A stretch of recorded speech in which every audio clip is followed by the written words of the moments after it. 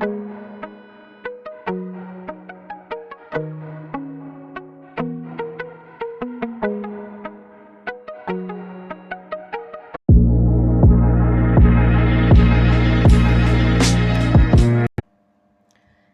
दोस्तों, एक बार फिर से स्वागत है आप सभी का आपके अपने चैनल टारगेट एट 1 पे। मैं हूं अमृता और आज हम बात करने वाले हैं कुछ इंपॉर्टेंट क्वेश्चन की सीरीज़ को लेकर के जो आपके जूनियर सुपर टेट के लिए बेहद ही इम्पॉर्टेंट है और कई सारे ऐसे क्वेश्चन हैं जो आपके प्राइमरी लेवल के लिए भी बेहद ही इम्पॉर्टेंट है। यहाँ पे हम जितने भी क्वेश्चन डिस्कस करेंगे उसके साथ में हम आंसर्स के साथ कुछ कॉन्सेप्ट भी लेकर आए हैं जो आपके क्वेश्चन से रिलेटेड हैं और ये जो आपके कॉन्सेप्ट है ये आपको हेल्प करेंगे आपके अपकमिंग एग्जाम्स में आने वाले क्वेश्चन को सॉल्व करने में। तो बने रहिए हमारे साथ वीडियो के एंड तक क्योंकि यहाँ पे हम जितने भी क्वेश्चन डिस्कस कर रहे हैं आपके एग्जामिनेशन पॉइंट ऑफ व्यू से बेहद ही इम्पॉर्टेंट है। ठीक है, तो चलिए स्टार्ट करते हैं आज की सीरीज़। लेकिन वीडियो स्टार्ट करने से पहले एक जनरल सी इन्फॉर्मेशन आप सभी दोस्तों के लिए कि अगर आप भी हमारे साथ मिल करके according to syllabus junior super TET की प्रिपरेशन करना चाहते हैं या प्राइमरी सुपर टेट की प्रिपरेशन करना चाहते हैं तो ज़रूर सब्सक्राइब करें हमारा यूट्यूब चैनल टारगेट एट 1। और अगर आप टेलीग्राम के माध्यम से हमसे इंटरैक्ट करना चाहते हैं तो ज़रूर जुड़ें हमारे टेलीग्राम चैनल 2021 शिक्षक भर्ती के साथ में, जिसका लिंक आपको डिस्क्रिप्शन बॉक्स में मिल जाएगा। इसके साथ साथ आप हमारे प्लेलिस्ट में जा करके जो अलग अलग टॉपिक्स हैं जो आपके सुपर टेट के लिए इम्पॉर्टेंट है उनको भी जा करके देख सकते हैं। ठीक है, तो ये तो थी सामान्य सी जानकारी जिसके द्वारा आप अपने तैयारी के स्तर को और भी ज़्यादा व्यापक बना सकते हैं। तो चलिए टाइम ना वेस्ट करते हुए स्टार्ट करते हैं आज की क्वेश्चन की सीरीज़। तो आज हम बात करने वाले हैं स्टैटिक जीके और स्टैटिक जीके विद अमृता। तो आज की जो वीडियो है आज हम स्टार्ट करते हैं और एक बात हमेशा ध्यान रखिएगा कि मेहनत ही होती है दोस्तों जो आपको हर उस कंडीशन से बाहर निकालती है जिसमें आप अभी जी रहे हो। अगर आप बहुत ही बुरी कंडीशन में जी रहे हो और आप चाहते हैं कि आपकी लाइफ और ज़्यादा बेटर बने तो मेहनत भी आपको उतनी ही ज़्यादा करनी पड़ेगी। ठीक है, और अपने हालात बदलने के लिए शिक्षा ही सबसे बड़ा हथियार है क्योंकि इसमें आपको एक्स्ट्रा इन्वेस्टमेंट करने की ज़रूरत नहीं पड़ती। ठीक है, सिर्फ आपकी मेहनत। वैसे भी दोस्तों पढ़ाई जो होती है सबसे आसान काम होती है और सबसे आपको ऊंचाई तक ले जाने के लिए भी सबसे बड़ा काम जो है वो आपकी मेहनत ही करती है। तो बस मेहनत करते रहिए और तैयारी करवाने की आपको जिम्मेदारी हमारी। कहाँ से कंटेंट लेकर आना है, कितना लेकर आना है, वो सभी आपको यहाँ पर पता चल जाएगा। ठीक है, और बेसिकली हम वो सारे क्वेश्चन लेकर आए हैं आप सभी के लिए जो आपके एग्ज़ाम्स में पूरी संभावना बनती है आपके जूनियर सुपर टेट के एग्ज़ाम्स में आने की। तो चलिए स्टार्ट करते हैं आज की वीडियो। तो आज की वीडियो का जो फर्स्ट क्वेश्चन है वो ये है कि भारतीय प्रायद्वीप की सबसे ऊंची चोटी कौन सी है। आपको बताना है कि जो भारत प्रायद्वीप है उसमें जो सबसे ऊंची चोटी है वो कौन सी है। तो ऑप्शन नंबर 1 है आपका उटकमंड, सेकंड है अनाईमुड़ी, थर्ड है महाबलेश्वर और ऑप्शन नंबर 4 है डोडा बेटा। तो जो करेक्ट आंसर है आपका गाइज वो है अनाईमुड़ी, यानी कि अकॉर्डिंग टू क्वेश्चन आपका ऑप्शन नंबर 2 है सही आंसर। ठीक है, अब देखिए एक्स्ट्रा कॉन्सेप्ट आपको यहाँ जानना क्या ज़रूरी है कि भारतीय प्रायद्वीप की वैसे तो सबसे ऊंची चोटी अनाईमुड़ी है जो कि केरला में केरला के राज्य इडुक्की ज़िले में स्थित है। ठीक है, तो यहाँ से 2 क्वेश्चन आपको पता चले। आपसे ये पूछा जा सकता है कि भारतीय प्रायद्वीप की जो सबसे ऊंची चोटी है अनाईमुड़ी वो कहाँ पे स्थित है। तो केरला राज्य के इडुक्की ज़िले में स्थित है अनाईमुड़ी। ठीक है, इसकी ऊंचाई कितनी है तो 2695 इसकी ऊंचाई है। ठीक है, और ये अनाईमलाई की पहाड़ी में स्थित है और अनाईमुड़ी 3 पहाड़ियों का एक केंद्र बिंदु है और यहाँ पे 3 पहाड़ी की श्रृंखलाएं जो हैं तीनों दिशाओं से आती हैं और दक्षिण की ओर से इलायची यानी कार्डिमम की पहाड़ियाँ हैं, उत्तर की ओर से अन्नामलाई की जो पहाड़ियाँ हैं वो ये है और उत्तर पूर्व की ओर से पालनी की जो है पहाड़ियाँ वो अवस्थित हैं। यानी कि 3 टाइप्स की आपको यहाँ पे जो पहाड़ियाँ वो देखने को मिलेंगी। ठीक है, तो क्वेश्चन के अकॉर्डिंग जो आपका करेक्ट आंसर है वो है अनाईमुड़ी। अगला क्वेश्चन देखिए, निम्न में से कौन सी नदी खंभात की खाड़ी में नहीं मिलती। बहुत ही इंपॉर्टेंट क्वेश्चन है आपके, हालांकि ये ज्योग्राफी का क्वेश्चन है लेकिन फिर भी ये बहुत ज़्यादा पूछा जा चुका है आपके एग्जाम्स में। तो 4 ऑप्शंस आप सभी की स्क्रीन पे। सबसे पहला ऑप्शन है आपका Mahi, option number 2 Sabarmati, option number 3 Koyna और ऑप्शन नंबर 4 है तापी। तो अकॉर्डिंग टू क्वेश्चन जो आपका करेक्ट आंसर है दैट इज ऑप्शन नंबर 3 यानी कि कोयना। ठीक है, अच्छा, यहाँ पे जो एक्स्ट्रा कॉन्सेप्ट आपको जानना ज़रूरी है वो ये कि खंभात की खाड़ी गुजरात में अवस्थित है और खंभात की खाड़ी में गिरने वाली जो प्रमुख नदियां हैं उनमें सबसे पहले नंबर पे आती है नर्मदा। ठीक है, दूसरी जो आती है वो होती है ताप्ती। ये सभी नदियों के नाम आप याद कर लीजिएगा क्योंकि यहाँ से भी क्वेश्चन आपके एग्जाम्स में पूछे जा सकते हैं। तीसरी जो नदी है वो है माही और चौथी जो नदी है वो है साबरमती। ठीक है, तो कुल 4 नदियां हैं जो कि खंभात की खाड़ी में आकर के गिरती हैं। कौन सी? सबसे पहली है नर्मदा, दूसरी है ताप्ती, तीसरी है माही और चौथी है साबरमती। ठीक है, जबकि कोयना नदी जो है वो कृष्णा नदी की सहायक नदी है जो कि महाबलेश्वर जो कि महाराष्ट्र में स्थित है वहाँ से निकल करके सतारा ज़िले के कराड़ शहर में कृष्णा नदी में मिल जाती है। ठीक है, तो अकॉर्डिंग टू क्वेश्चन जो आपका करेक्ट आंसर है वो ऑप्शन नंबर सी यानी कि कोयना नदी। ठीक है, अगला क्वेश्चन देखिए। अगला क्वेश्चन है गंडक सिंचाई परियोजना किन प्रदेशों का गंडक सिंचाई परियोजना किन प्रदेशों का एक संयुक्त प्रयास है? तो आपको बताना है कि कौन से ऐसे 2 राज्य हैं या जो प्रदेश हैं उन्होंने संयुक्त रूप से गंडक सिंचाई परियोजना की शुरुआत में मदद जारी की थी या फिर उन्होंने सहयोग दिया था गंडक सिंचाई परियोजना के लिए। ठीक है, तो 4 ऑप्शंस आप सभी की स्क्रीन पे। सबसे पहला है उत्तर प्रदेश एवं मध्य प्रदेश, ऑप्शन नंबर 2 है उत्तर प्रदेश एवं बिहार, ऑप्शन नंबर 3 है उत्तर प्रदेश एवं उत्तराखंड और ऑप्शन नंबर 4 है उत्तर प्रदेश एवं हरियाणा। तो ऑप्शन के क्वेश्चन के अकॉर्डिंग जो आपका करेक्ट आंसर है वो है ऑप्शन नंबर बी, यानी कि उत्तर प्रदेश और बिहार ने मिलकर के सहायता दी है गंडक सिंचाई परियोजना को। अच्छा, यहाँ से जो एक्स्ट्रा कॉन्सेप्ट आपको याद रखना है, पहला तो ये चीज़ है वो जान लीजिए कि गंडक सिंचाई परियोजना जो है बिहार और उत्तर प्रदेश की संयुक्त परियोजना है और जिनमें कुछ लाभ वर्ष यानी कि 1959 के समझौते के अनुसार नेपाल ने भी दिया था। यानी कि उत्तर प्रदेश बिहार के साथ साथ नेपाल ने भी थोड़ा सा अपना पार्टीशन दिया था गंडक सिंचाई परियोजना के लिए। ठीक है, उनमें 4 नहरें तथा एक शक्ति ग्रह जो कि नेपाल की भेंट है उपहार स्वरूप दिया गया था भारत को, उसमें बनाया गया था। ठीक है, तो ये इंपॉर्टेंट क्वेश्चन है जो आपको ध्यान में रखना है, कॉन्सेप्ट है और इन्हीं कॉन्सेप्ट में से ज़रूर आपको एक नए क्वेश्चन आपके एग्जाम से देखने को मिलेगा। इसलिए क्वेश्चंस के साथ रिलेटेड जो कॉन्सेप्ट है उनको भी बेहद ही इम्पॉर्टेंट समझिए और अगर आपके पास पेन पेपर अगर आप लेकर के बैठते हैं तो ज़रूर ये सब एक्स्ट्रा फैक्ट नोट कर लीजिए क्योंकि बेहद ही इंपॉर्टेंट क्वेश्चन सीरीज़ हम यहाँ पे आपके लिए लेकर आए हैं। अगला देखिए, अगला क्वेश्चन है व्यावसायिक उपयोग के लिए सब्जियां, फूल और फल उगाने की क्रिया के लिए निम्नलिखित में से किस शब्द का उपयोग किया जाता है? ऑप्शन नंबर 1 है हॉर्टिकल्चर, ऑप्शन नंबर 2 है आर्बेरिकल्चर, ऑप्शन नंबर 3 है वर्मीकल्चर और ऑप्शन नंबर 4 है पीसी कल्चर। तो आपसे पूछा जा रहा है for the purposes of business अगर कोई भी सब्जियां, फूल और फल उगा रहा है तो इसको टेक्निकल टर्म में आप कौन सा नाम देंगे? तो आपका जो करेक्ट आंसर है यहाँ पे यानी कि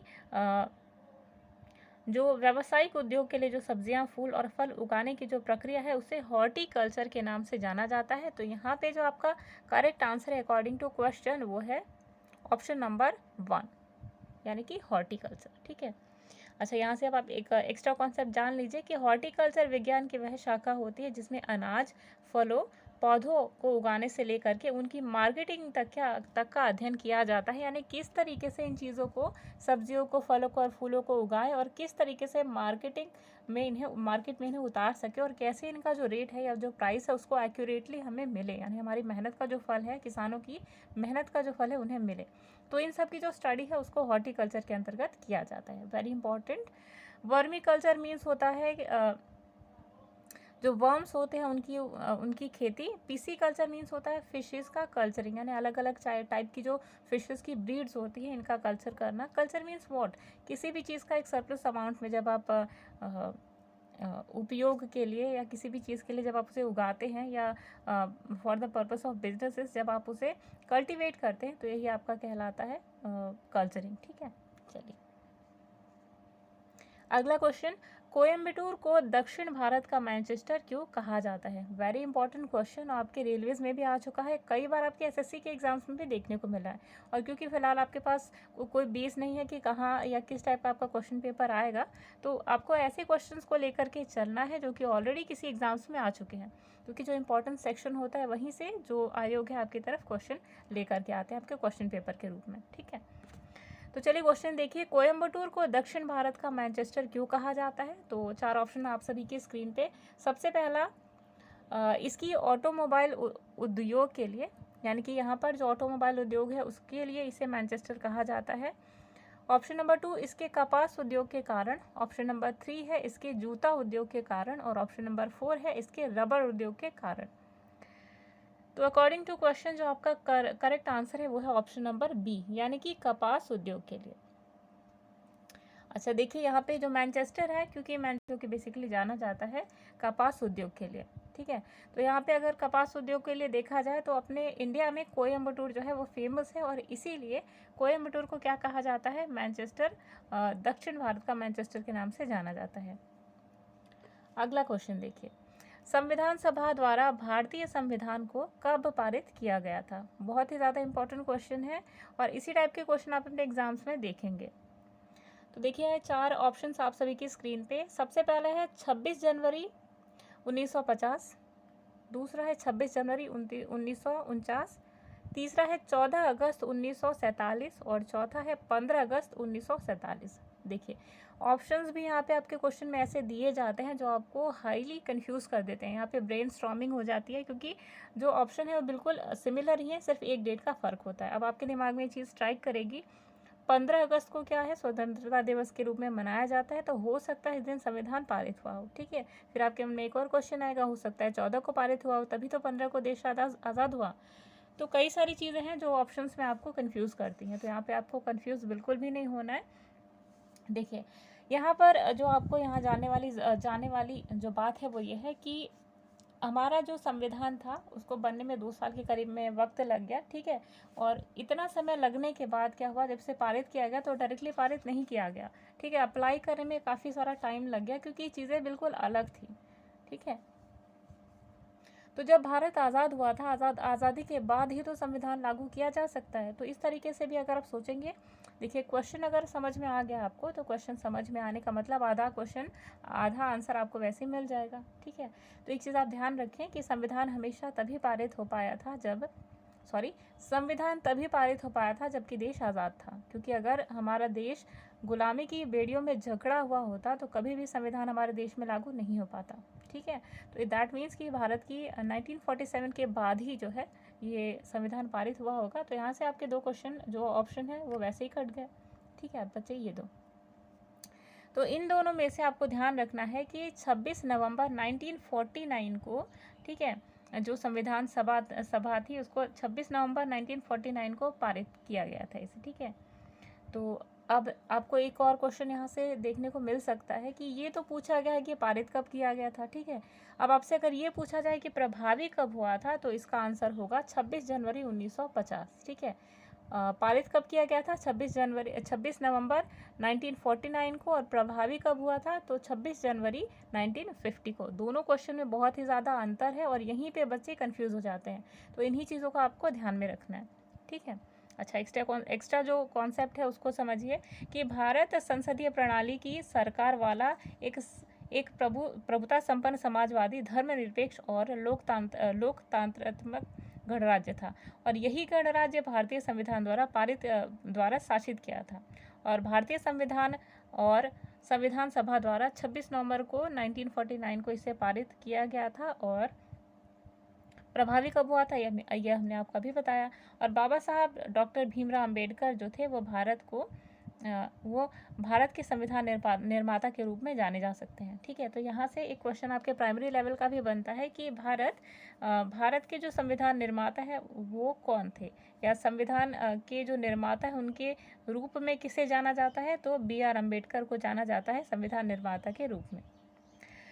और इसके साथ साथ संविधान मसौदा समिति के अध्यक्ष भी डॉक्टर भीमराव अंबेडकर ही थे। तो आपको यहाँ से कई सारे क्वेश्चन आपको देखने को मिले। संविधान लागू कब हुआ था, प्रभावी कब हुआ था, भारतीय संविधान मसौदा समिति के अध्यक्ष कौन थे और भारतीय संविधान के जो निर्माता थे वो कौन थे। ठीक है, इसके अलावा 26 नवंबर 1949 को संविधान में कुल 395 अनुच्छेद थे, यानी टोटल यहाँ पे कितने अनुच्छेद हैं, 395।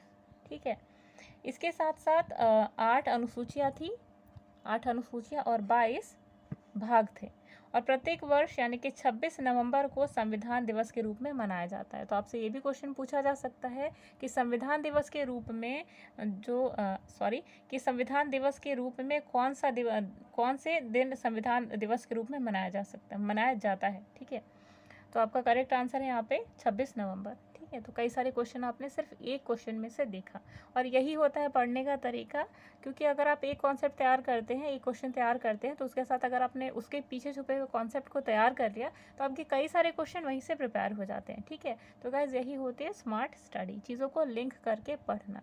ठीक है, चलिए अगला क्वेश्चन देखिए। तो मार्च 2019 तक उपलब्ध जानकारी के अनुसार भारतीय संविधान में कितने मौलिक कर्तव्य हैं। बहुत ही ज़्यादा इंपॉर्टेंट क्वेश्चन है और सिंपलेस्ट है। ठीक है, सिंपल नहीं सिंपलेस्ट है, बहुत ज़्यादा इजी। तो आपको बताना है कि मार्च 2019 तक जानकारी के अनुसार, जो उपलब्ध जानकारी थी उसके अनुसार भारतीय संविधान में कितने मौलिक कर्तव्य हैं। तो यहाँ पे जो आपका करेक्ट आंसर है वो है आपका ऑप्शन नंबर डी, यानी कि कुल 11। ठीक है, ये कब आपसे पूछ रहा है, मार्च 2019 की बात कर रहा है। ठीक है, तो उसके अनुसार आपके पास कितने हैं मौलिक कर्तव्य, वो हैं 11। ठीक है, अब देखिए एक्स्ट्रा फैक्ट के रूप में आपको याद रखना है। तो क्वेश्चन के अकॉर्डिंग तो आपका जो करेक्ट आंसर है वो है ऑप्शन नंबर 4, यानी कि 11। एक्स्ट्रा फैक्ट के रूप में आप याद रखें कि मूल कर्तव्य को वर्ष 1976 की सरकार द्वारा गठित स्वर्ण सिंह समिति की सिफारिश पर 42वें संविधान संशोधन द्वारा भाग 4 क के अनुच्छेद 51 में जोड़ा गया था। ठीक है, बहुत ज़्यादा इंपॉर्टेंट है, किस में जोड़ा गया था, 42वें संविधान संशोधन के द्वारा से जोड़ा गया था। आपसे ये भी पूछा जा सकता है कि जो मौलिक कर्तव्य थे, ठीक है, 11 मौलिक कर्तव्य, इन्हें किस संविधान संशोधन के अंतर्गत लाया गया था, तो 42वें। ठीक है, कब लाया गया था, तो 1976 में। ठीक है, इसके अलावा ये भी पूछा जा सकता है कि इनकी संख्या 11 कब हुई, तो 86वें संविधान संशोधन के द्वारा ये 11 हो गई थी इनकी संख्या। इसके पहले कितनी थी, तो 10 थी। ठीक है, तो एक मोटा मोटी जानकारी के रूप में आप जान लें कि मूल रूप से संविधान में जो मूल कर्तव्यों की संख्या थी वो टोटल 10 थी, लेकिन वर्ष 2002 में क्या हुआ था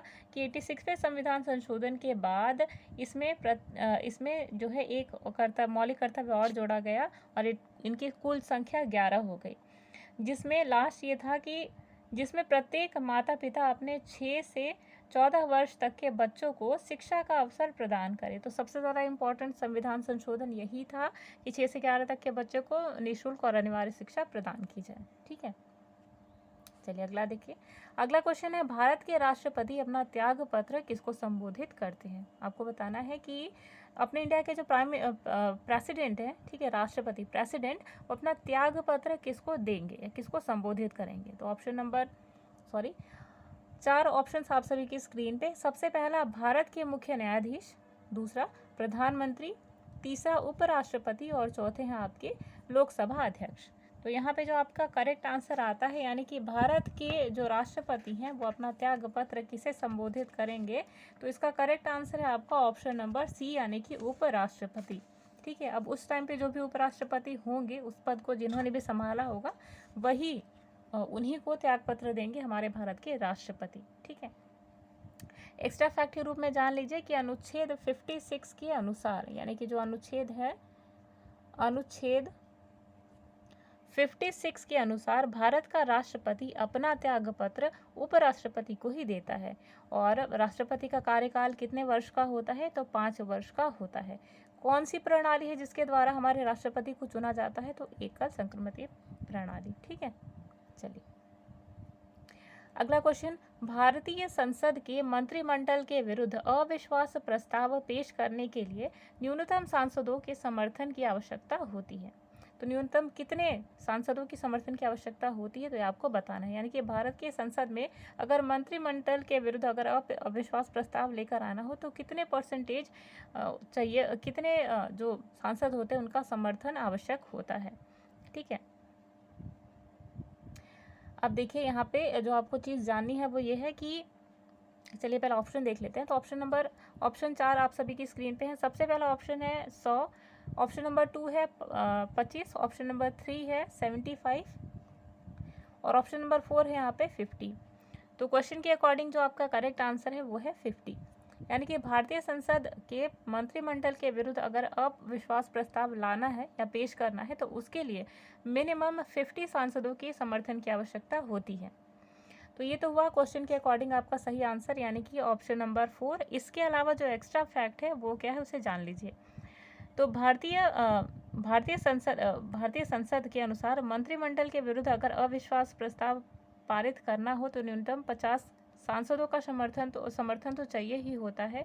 इसके साथ साथ संविधान में अविश्वास प्रस्ताव का कोई उल्लेख ऐसा मिलता नहीं है, यानी कि संविधान में चीज़ें मेंशन है नहीं, लेकिन संविधान के अनुच्छेद 118 यानी कि 118 के तहत प्रत्येक संसद को अपनी प्रक्रिया नियम बनाने का अधिकार है और इसी कारण लोकसभा के जो नियम है उनमें 198 जो नियम है उसके तहत प्रावधान किया गया है कि कोई भी सदस्य लोकसभा अध्यक्ष को मंत्रिमंडल यानी कि सरकार के विरुद्ध अविश्वास प्रस्ताव का नोटिस दे सकता है।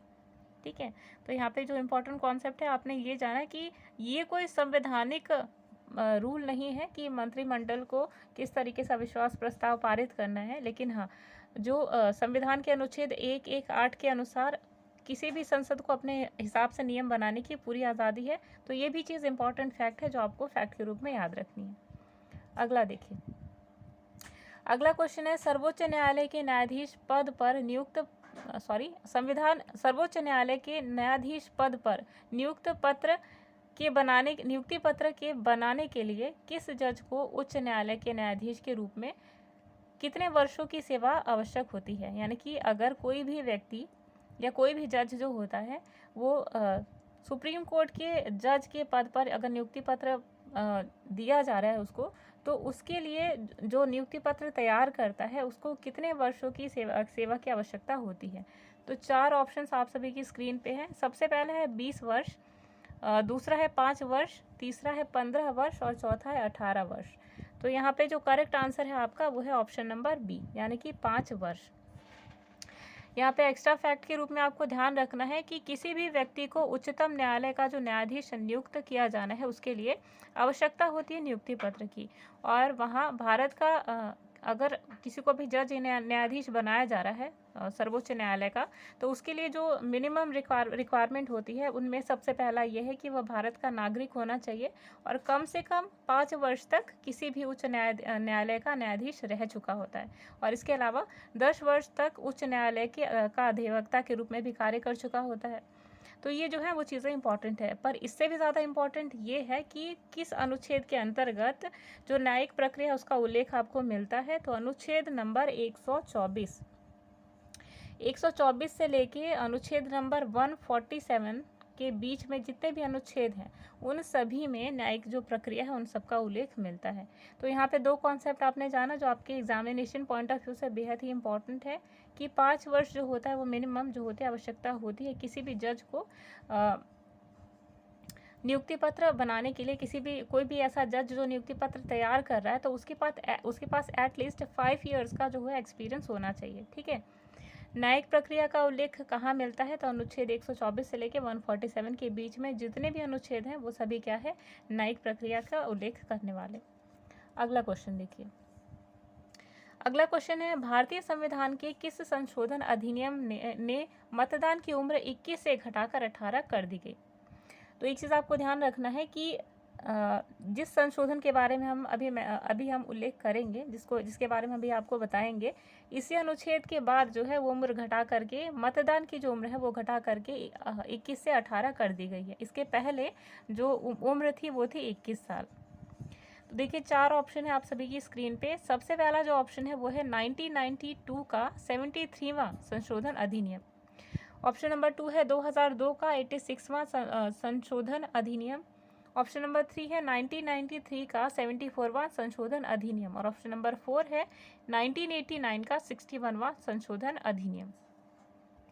तो यहाँ पे आपको एक चीज़ ध्यान रखनी है कि एज घटा देने का यहाँ पे इम्पॉर्टेंस क्या है। मतलब पहले जब बच्चे युवा जो थे वो 21 साल के एज में जाते थे मतदान करने, लेकिन अब क्योंकि जो मतदान की जो आयु है वो 18 वर्ष कर दी गई है, तो इसका सबसे बड़ा फ़ायदा ये होता है कि जो परसेंटेज होता है किसी भी पॉलिटिकल लीडर को सेलेक्ट करने का वो ज़्यादा होता है। और क्योंकि 18 साल जो है वो मैच्योरिटी की एज मानी गई थी, तो इससे बहुत ज़्यादा अफेक्ट पड़ता है जो जिस टाइप की जो पार्टीज़ को वोटर सपोर्ट करते हैं उसके लिए। तो चलिए यहाँ पे क्वेश्चन देखते हैं। तो क्वेश्चन के अकॉर्डिंग जो करेक्ट आंसर है हमारा वो है ऑप्शन नंबर डी, यानी कि 1989 का 61वां संविधान संशोधन 1989 का 61वां संशोधन अधिनियम, इसी के तहत जो मतदान की जो आयु थी वो 21 वर्ष से घटा करके 18 कर दी गई थी। एक्स्ट्रा फैक्ट के रूप में आपको याद रखना है कि भारतीय संविधान के 61वें संशोधन यानी कि 1989 द्वारा अनुच्छेद 326 में संशोधन करके मताधिकार की जो आयु थी उसे न्यूनतम 18 वर्ष कर दी गई थी। और 73 में आपको ये भी याद रखना है कि 73 और 74 इन दोनों संविधान संशोधन के द्वारा पंचायतों तथा नगर निकाय को संवैधानिक दर्जा प्रदान किया गया था। और 86वें संविधान संशोधन के द्वारा 2002 द्वारा शिक्षा के अधिकार अधिनियम को मूल अधिकार यानी कि अनुच्छेद 21A में शामिल किया गया था, जिसके तहत 6 से 14 वर्ष के बच्चों को निःशुल्क और अनिवार्य शिक्षा दी गई थी। और यहाँ पर एक चीज़ और ऐड किया गया था कि जो पेरेंट्स थे उनका मूल कर्तव्य बन गया था कि अपने बच्चों को 6 से 14 वर्ष के बच्चों को शिक्षा प्रदान करने में उनकी सहायता करें। चलिए, तो यहाँ पे हमने काफ़ी सारे क्वेश्चन डिस्कस कर लिए और क्वेश्चन के साथ साथ हमने एक्स्ट्रा फैक्ट भी जाने जो हेल्प करेंगे आपको अपने अपकमिंग एग्जाम्स के क्वेश्चन को सॉल्व करने में। तो पूरी उम्मीद है कि आज की क्वेश्चन सीरीज़ आप सभी के लिए लाभप्रद हुई होगी और मिलते हैं नेक्स्ट क्वेश्चन सीरीज़ में। तब तक के लिए अमृता को दीजिए इजाज़त और आज की वीडियो को हम यहीं पर विराम देते हैं। नमस्कार।